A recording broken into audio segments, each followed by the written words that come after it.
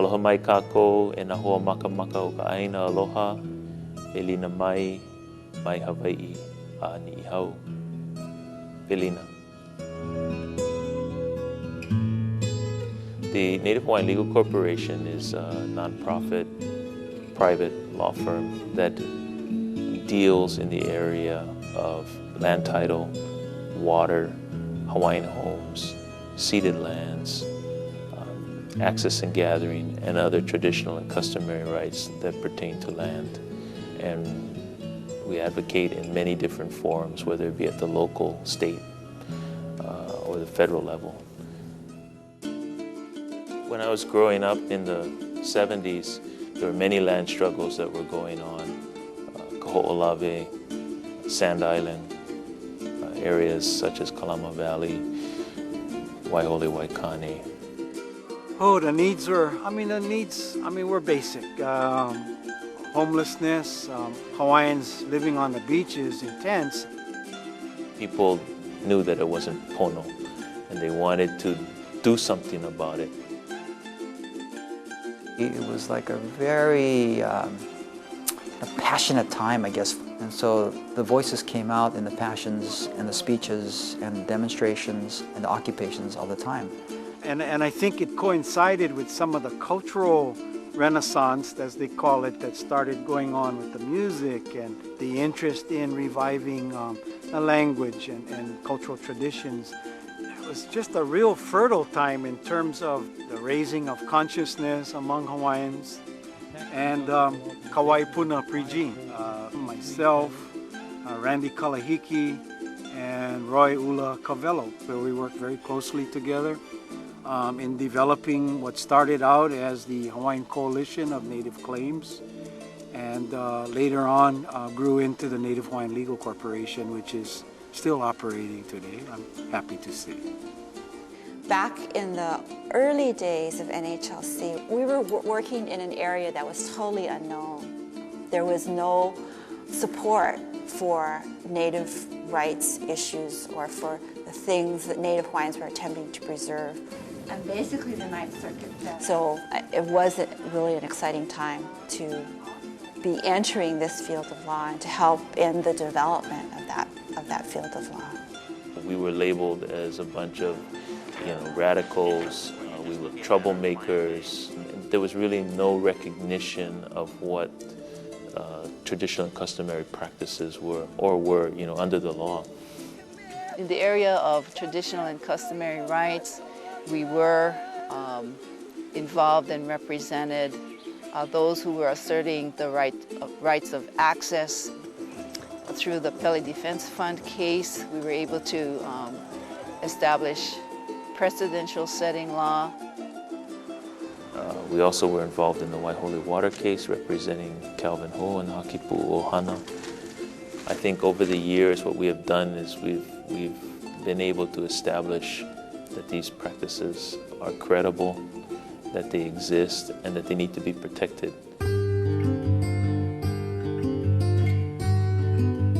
The legal system has been historically used to oppress and dispossess Hawaiians. And so Native Hawaiian Legal Corporation is about changing that very sad history.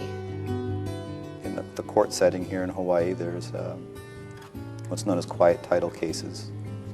Generally filed by the big landowners, the ranches, the estates, the private landowners who wanted to confirm title in lands. Typically what happens in a situation like that, a family member will hear through the paper or in a court proceeding that their great-great-grandfather's land is now going to be subject to a new ownership by these corporate interests. Generally speaking, because they eventually wanted to develop these lands in modern times. And that's where our office jumps in and represents those families in preserving their ancestral rights to the various parcels of land. And over the years, in a series of litigation, some of which Native Hawaiian Legal Corporation became involved with directly, the law to adverse possession was slowly narrowed so that it became harder and harder to do so. That is, to take the land by use of adverse possession, because it is a disfavored policy. I represent individual Hawaiian Homelands beneficiaries who suffered injuries at the hands of Department of Hawaiian Homelands. I've also been very involved with the Aged Hawaiians case, which is a case brought by kupuna who applied for Waimea pastoral homesteads back in 1952 and are still waiting. When I first applied, I was 25 years old. Their original desire when they were young and they submitted their applications was to have ranch lots that they could ranch on a commercial level so they could help provide for their families. And today, I'm a happy, lucky 76 years old. And I think those dreams are very close to dying because now it's been over 50 years. I had applied in 1955, and that's how many years now? I'm 76 right now. How much longer do you want me to wait? So a large part of my work has been trying to get Hawaiian Homelands to break the logjam and start awarding commercially viable pastoral homestead lots. The Waikoloa case really brings to the forefront the issue of whether the state needs to be more vigilant about protecting ceded lands in the public trust over which it is a trustee, so that a commercial hotel developer does not make commercial use of ceded lands with no compensation to the state of Hawaii. Okay, this is the part that is ceded to. The state lost 1.8 acres of land in a resort area that I think few would dispute is worth hundreds of millions of dollars today. This used to be an Idaho model. All the whole place used to be the same, but we used to fish here.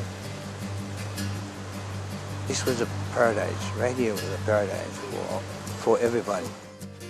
We had to take this case up to the Ninth Circuit on appeal, and at the Ninth Circuit got a favorable decision that the lands in fact were ceded, that the state did have a trust duty to protect it and get reasonable compensation from it.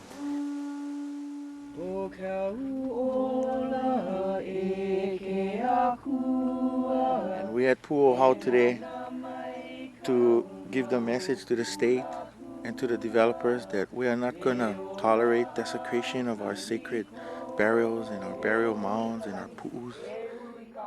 We are the voices of our kupuna, so we must speak, and we must do this to protect them. We are also presently involved in a controversy with the state of Hawaii over the Hokulia case with the sacred burial site known as Pu'ohau. They've built these sand traps and these greens going up the side of Pu'ohau, and that's where they want to put their swimming pools and houses, all on our sacred pu'u. Our kupuna iwi are sacred. Our mana is in the iwi of our ancestors. And therefore, when our iwi are desecrated, it is extremely hurtful and deeply hurtful to us. This desecration is too much to look the other way. Any desecration is too much to look the other way. And Native Hawaiian Legal Corporation, at any time when it has been approached on issues regarding burials, we have always endeavored to do our very best to protect. It's a very, very high priority. It's in the realm of the sacred. It has been a total blessing for us to be involved with NHLC. It takes a lot to tango with a $1.5 billion corporation that can buy all the best lawyers money can have. So they have been a godsend for us.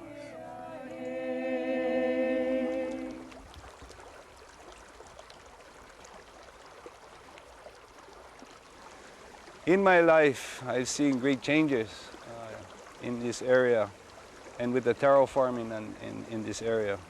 In the early years of growing up, Kalo flourished, the rivers flourished. Today, when you look down from the lookout at Keanai, and you look down from the Wailua lookout, there's not very much Kalo cultivation. In the case of East Maui, are attempting to, on behalf of our clients, have water returned to the streams, to take rights that presently appear on paper and have them give life to those rights, which in fact are imbued with constitutional protection. Taro loves water. Taro is a crop that needs the water. East Maui irrigation diverts over 60 billion gallons out of East Maui for more development, more sugarcane. And if you travel the coast of East Maui, you will not see water in the stream. All these diversions is also affecting the marine life. Our fish is depleting. For Hawaiian people, we need to have kalo, we need to have the opu, we need to have the opai, the fish. It is our diet.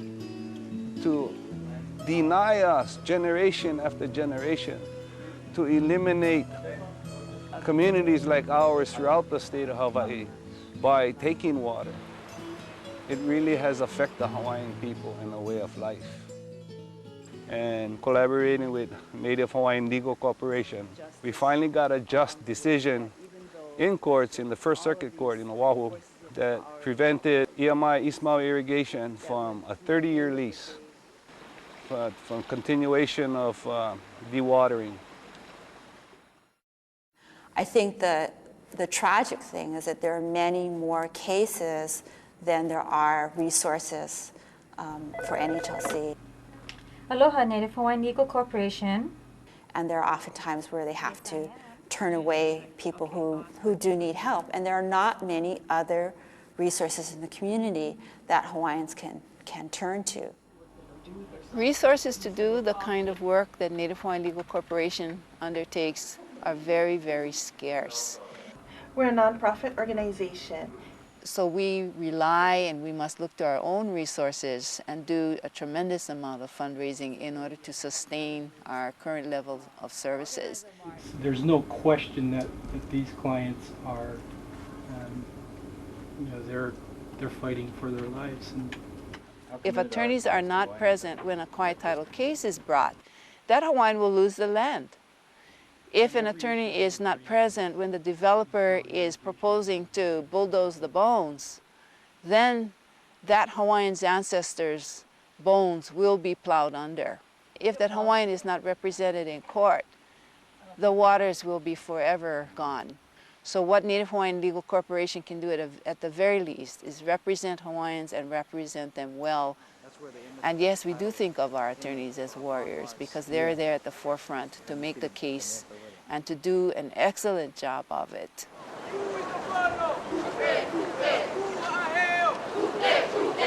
Not every problem will be addressed inside the courtroom. It is necessary to have a parallel political organizing effort because the system is limited in its ability to address all of our concerns. We